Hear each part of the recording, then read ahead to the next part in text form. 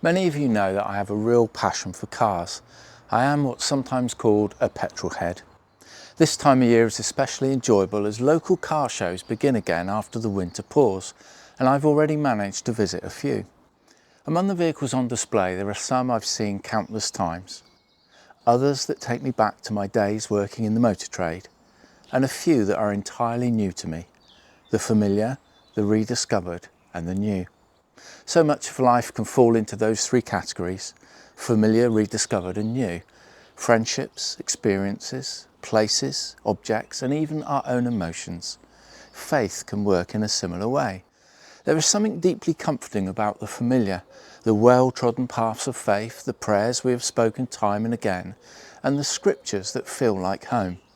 In these we encounter God with a quiet confidence, reassured that while life changes, He does not.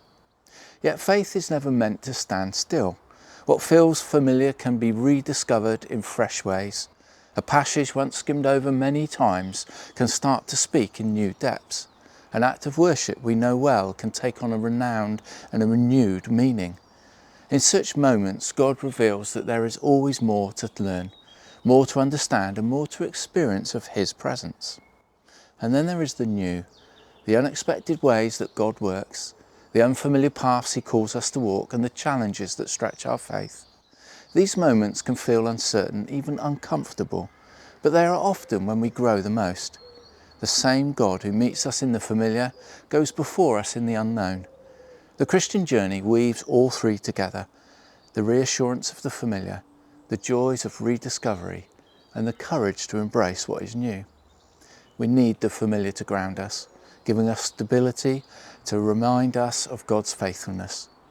We need rediscovery to keep our hearts alive, preventing our faith from becoming a routine or distant. And we need the new, even when it feels challenging, because it stretches us, deepens our trust, and it leads us forward. If we cling only to the familiar, our faith can become comfortable but stagnant. If we chase only the new, we may lose our sense of foundation. And if we miss the chance to rediscover, we risk overlooking the depth already present in what we know.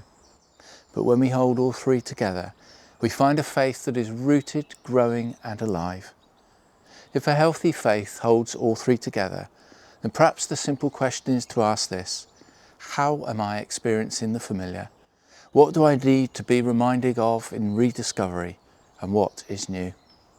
As I reflect on these things, I remind myself in each of them, the familiar, the rediscovery and the new, that God is with us, steady in what we know, present in what we are learning again, and faithful as He leads us into what lies ahead. Have a good week.